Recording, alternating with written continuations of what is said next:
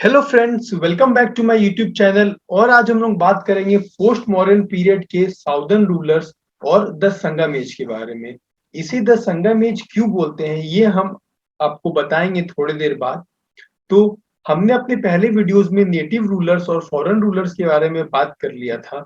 आज हम बात करेंगे साउदर्न रूलर्स के बारे में, जो कि अराउंड ये पीरियड जो संगम एज है ये भी अराउंड 300 बीसीई टू 300 एडी तक चला था। इसमें कौन-कौन से किंग्स थे? तो इसमें किंग्स थे चेरास, चोलास और पांड्यास। अभी हम बात करते हैं चेरास के बारे में, उनके ज्योग्राफिकल लोकेशन के बारे में अगर हम बात करें तो जो चेरास है वो अराउंड ये जो मॉडर्न केरला है उस रीजन पे अराउंड वो पड़ते थे, और थोड़ा बहुत आप ये कर्नाटका वाला रीजन भी ले सकते हैं। तो यहाँ चेरास में लिखा है, आप देख सकते हैं, situated in the west and north of Pandyas. तो पांड्यास कहाँ पे सिचुएटेड थे? पांड्यास सिचुएटेड थे यहाँ पे अराउंड एकदम साउदर्न पार्ट में, जो कि तमिलनाडु वाला रीजन है। तो उसके वेस्ट में थोड़ा सा और उसके नॉर्थ में थोड़ा सा यहाँ पे सिचुएटेड थे चेरास। तो उनका जो कैपिटल था वो था वंजी, और उनका जो एम्ब्लेम था वो था बाओ। और उनका जो ट्रेड था वो रोमन्स के साथ था।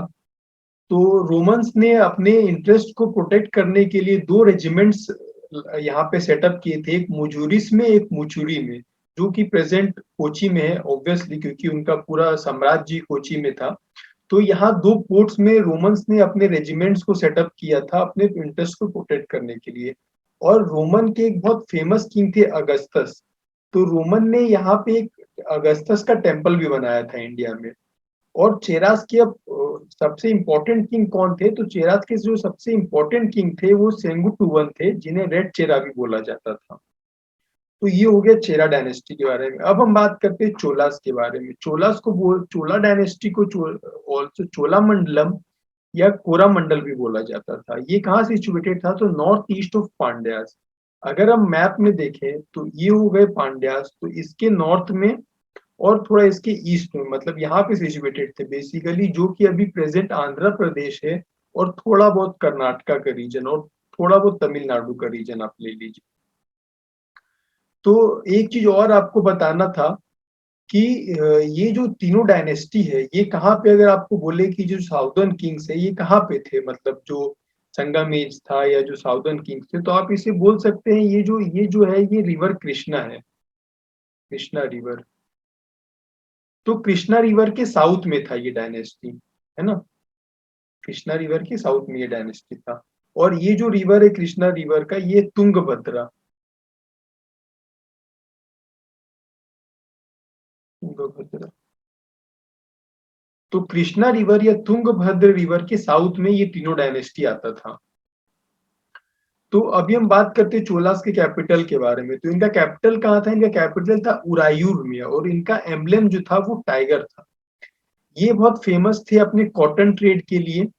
और इनका जो नेवी था वो बहुत ही एफिशिएंट था, मतलब इनका जो नेवी सिस्टम था वो बहुत ही पावरफुल था, और मतलब बहुत ही एडवांस था उस जमाने के हिसाब से, क्योंकि ऑब्वियसली इनका जो ट्रेड होता था वो सी रूट से होता था। इनके एक बहुत फेमस किंग थे कराय काला, जिन्होंने पोर्ट सिटी पुहार भी बनाया था, जिसे कावेरी पट्टनम भी बोलते हैं। वो फेमस हुआ था उस टाइम पे, उसे बोला जाता था great centre for trade and commerce, क्योंकि वहां से बहुत ही मतलब उनका बिजनेस होता था। और उन्होंने 160 किलोमीटर्स इम्बार्कमेंट भी किया था अलोंग द कावेरी रिवर। वो कौन किंग, किस किंग ने किया था? कराय काला ने किया था। और what was they famous for? Cholas was famous for cotton trade, right. अब हम बात करते हैं पांड्या किंग के बारे में। तो पांड्या जो थे वो साउदर्न मोस्ट पार्ट में थे, और southern east portion of the Indian peninsula. अगर आप हम मैप में देखें तो ये जो साउदर्न मोस्ट पार्ट एकदम तमिलनाडु वाला, इस रीजन में पांड्यास थे। तो ओवरऑल जो साउदर्न किंग्स थे वो इस रीजन पे सिचुएटेड, राइट।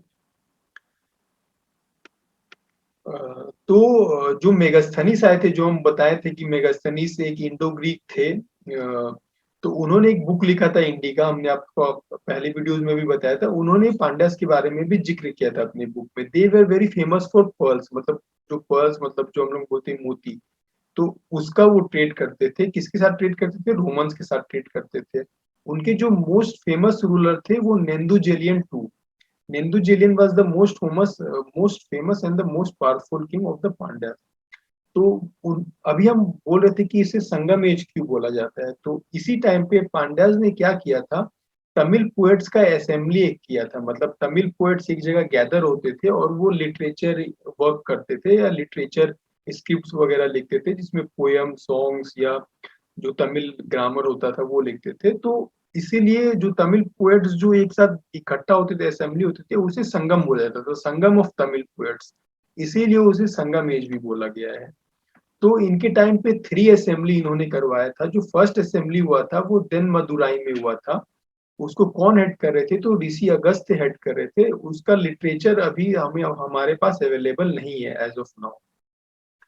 जो सेकंड असेंबली हुआ था वो कपाटापुरम में हुआ था और उसे भी हेड कर रहे थे अगस्त्य, और उनके एक डिसाइपल थे टोल्कापियर, वो दोनों इसे हेड कर रहे थे। तो टोल्कापियर ने एक लिटरेचर लिखा था टोल्कापियम, जो कि अभी सिर्फ जो सेकेंड असेंबली हुआ था उनका सिर्फ एक ही लिटरेचर अभी अवेलेबल है, टोल्कापियम, जो कि एक तमिल ग्रामर है। और वो किसके द्वारा लिखा गया था, तो टोल्कापियर द्वारा लिखा गया था। थर्ड असेंबली उसका हुआ था उनका मदुरई में, जिसको हेड कर रहे थे नकीरर।